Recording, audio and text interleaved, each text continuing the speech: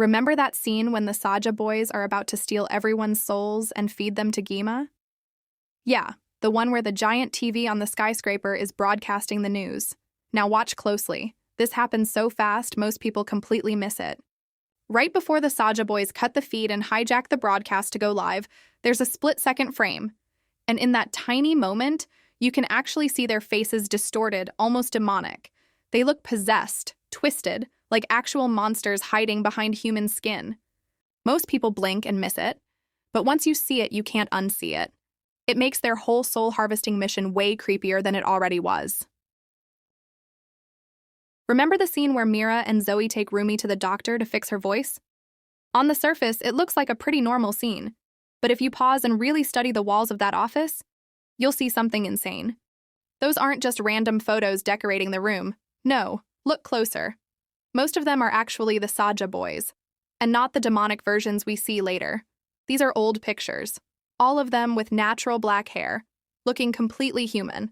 Here you can see Jinu, Abby, romance and mystery, and here you can see baby. And that raises a huge question. What's the real connection between Healer Han and the Saja boys? Because if his office is covered in their pictures, that means he either knew them personally, maybe even treated them before they turned. So was he once their doctor, their caretaker, or maybe he was secretly studying their transformation? This tiny background detail completely changes how you see Healer Han. He's not just some random side character. He's been tied to the Saja boys' story way longer than we realized. Or maybe he is something more crazier than that. Maybe he has some relationship with Guima, and we don't know. Number 3. All right, let's talk about one of the most beautiful hidden details in the whole movie. When Roomie cries, it's never random. Pay attention to which eye the tears fall from. When Zoe and Mira refuse to listen to her, Roomie cries, but only from her right eye, her human eye. That's the movie showing us that in that moment, it was her human side, her feelings as a friend, that were hurt the most. But later, when she goes to Celine, she cries again. And this time, it's only from her demon eye. That tiny change tells us her demon side was the one aching, the side that felt misunderstood and rejected. And then comes the most heartbreaking part. When Jinu dies, Roomie's tears fall from both eyes.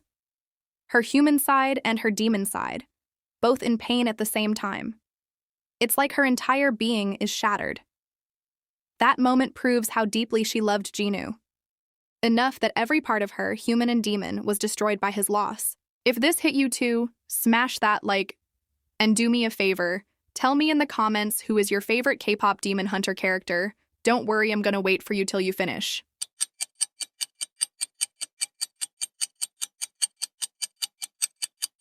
Alright, now number 4. Now this detail is straight up weird. During the big performance scene where the Saja boys are about to go on stage, the camera pans through the massive crowd. At first glance, it's just normal excited fans screaming for their idols. But if you slow it down and actually study the people, something strange pops up.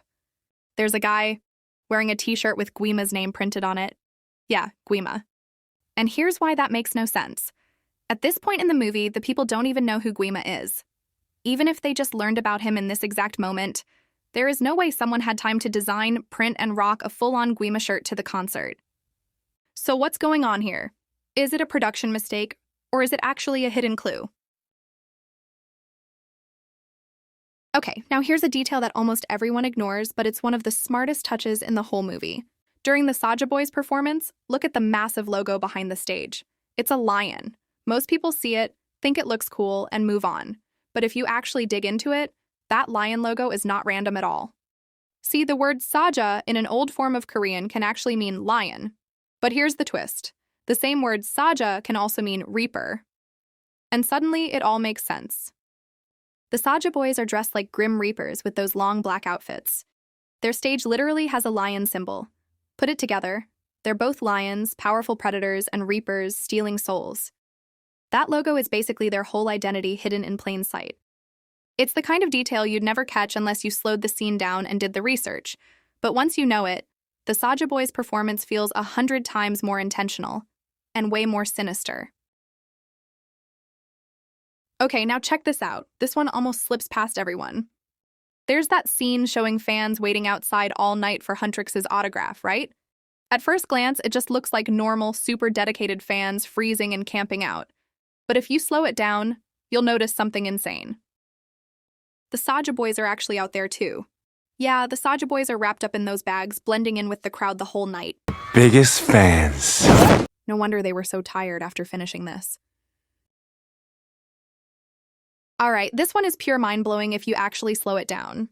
There's the scene showing Zoe in high school, writing down song lyrics. At first glance, it looks like a normal thing, nothing to worry about. But here's the kicker. If you pause and read what she's writing, those lyrics aren't random at all. They're actually the same lyrics from the song Takedown, the one she performs later. This tiny detail is insane because it links her past to her future in a way almost no one notices. It's like the movie is telling us, Zoe was always destined for this performance, this role, this moment. Even in high school, she's already shaping the story that unfolds years later. Little touches like this show just how layered the movie is. Every scene, even ones that look casual or background, could be hiding clues that tie everything together. Okay now, don't be shy and just hit the subscribe button already so you can see the last one, which is the most mind-blowing one. And don't worry, I will give you time.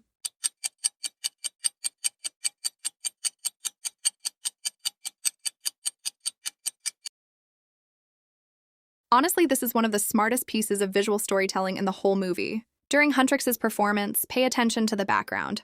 At first, it just looks like some random stage design, right? But if you freeze it and actually look closer, you'll see that it's not random at all. That background is a reproduction of one of Korea's most famous traditional paintings, the Ilwol Obongdo. And here's the crazy part. That painting was historically used as a symbol of the throne, of the crown itself. So when Huntrix is performing in front of it, it's not just a concert. The movie is visually telling us, these guys are the queens here. They're not just singing, they're wearing the crown. They are the crown. And we reach to the end of the video. Never forget to like and subscribe. If you enjoyed this video and go check other videos in this channel, I'm pretty sure you will love them. Bye.